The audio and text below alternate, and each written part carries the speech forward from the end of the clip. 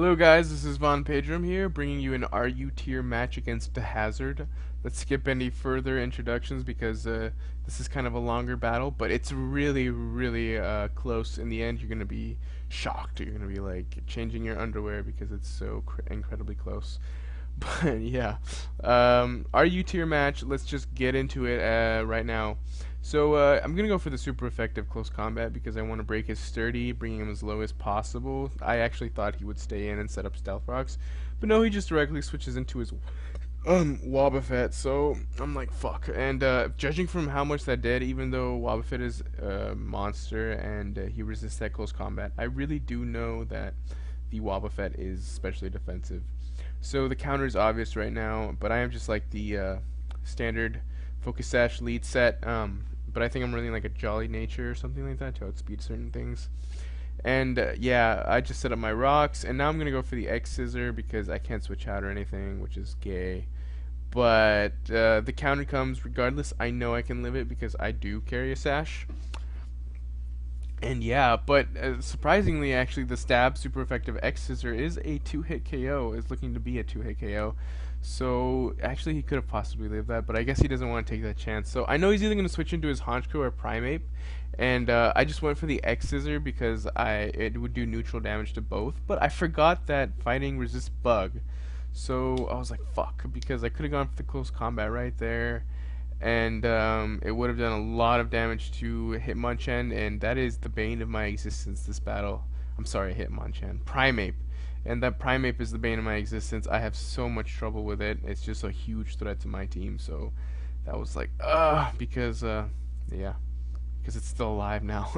But I'm going to go into Mr. Mime. Its 30 is broken. I'm just going to go for the, Charge Beam. I get a crit, which actually does not matter at all because I get the special attack raise, and I do actually carry a super effective move against this thing, which is the Magical Leaf.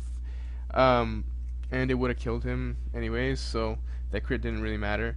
But, because yeah, this is my Technician Mr. Mime, which is really cool, and both Charge Beam and Magical Leaf get the boost, and then I carry Psychic for stab. But he goes into his Primeape now. The U-turn is so obvious it hurts.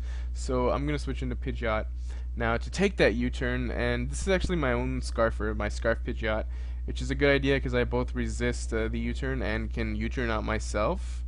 But he goes into his Swanna, and I actually thought that this thing might be defensive. So I decided to go for the return because I really actually didn't know what the fuck this thing would do.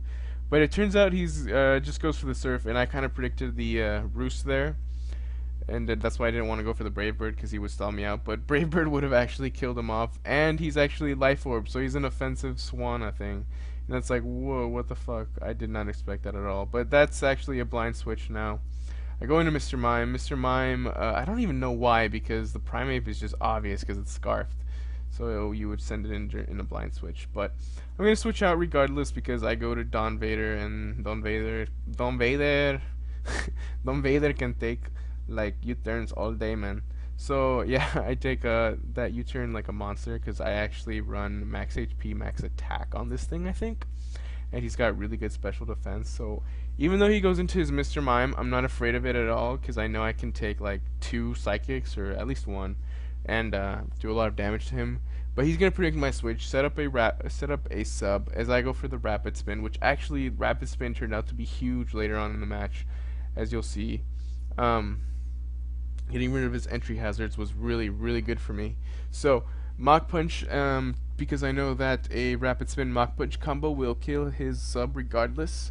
And I thought he was gonna like kill me off or something. He goes for the Psyshock, which I was like, oh fuck, no, I'm definitely gonna die to this because I have bad physical defense, but I lived that, which was like, whoa, that's crazy. Hitmonchan, you're a beast. But I'm just gonna go for the Stone Edge here, not go for the Mach Punch because I thought he might predict that and go for a sub or something like that, but no, he just kills me off. So that was a good play on his part. And yeah, I just wanted to be safe right there. But out comes Rage Racer. I should have gone for the Bug Buzz right here, but I go for the substitute, predicting his switch or his own substitute. But yeah, so that was like a bad play because now he just goes for the Psyshock to break my sub, and one Bug Buzz won't actually kill him. But I'm still hoping to God that he switches out. predicting my Bug Buzz this turn, but no, he stays in again, which is like, fuck. Because now I've pretty much wasted half of my HP, and like I said, because of Mr. Mime's crazy special bulk naturally that it has, and because I'm timid, a Bug Buzz I'm sure won't kill him, and I'm not sure how much a Psyshock will do to me. So I don't want to stay in. I don't want to take that risk, but I go into actually a good Mr. Mime counter, which is Hypno. So that wasn't like a total loss. I kind of wasted half of my HP there, but then again, I didn't have to waste the actual Pokemon because I still have Hypno. But I guess he predicts my status here like a Thunder Wave or a Toxic and goes for the substitute. But no, I'm not gonna play that game. I'm too smart for that. So I'm just gonna go for the Seismic Toss now, break his sub, and it's a no-win scenario for him because Mr. Mime is pathetic HP, so that's actually Seismic Toss is a solid 2-hit KO. But he's gonna switch into Wobbuffet now. I know that at least 3 Seismic Tosses will kill him because I don't exactly remember Wobbuffet's HP stat. I think it's like 524 or something like that. That's like the maximum HP I can get, but it's looking to not be an actual. It's going to be a 2-hit KO from here, but I'm actually going to go for the Wish because I know he's going to counter when I go for the Seismic Toss, and I want to recover off that extra 200%. I mean the 200, those 200 hit points after I go for the Seismic Toss. So that's my thought process behind the Wish, to recover the 200 damage that he's going to go for. But he actually makes a good play right here. Goes for the Destiny Bond, and I'm like, no, fuck, because I forgot that Wobbuffet gets Destiny Bond, because I never have actually ever used one before. And yeah, that's like, damn it. So now I can't kill him off because I'm gonna die myself if I do. And I'm just gonna go for the Thunder Wave, hoping to get some useful para hacks. But he goes for the Encore, and I'm like, because now I can't switch out, and he can't touch me because I'm stuck on the Thunder Wave. So it's just gonna be like a stally part, and I sped this up because it's pretty stally. And yeah, he's just gonna get para hacks, and I'm gonna be stuck into Thunder Wave and whatever. And yeah, such a pain, such a pain. Now I'm gonna go for the Wish as my Encore ends, and he's actually gonna Encore me again into Wish. So it's like, why Wobbuffet, why? But he's gonna see this as a window of opportunity, I guess, to send in his Mr. Mime and start going for Call Mines and get up a free sub.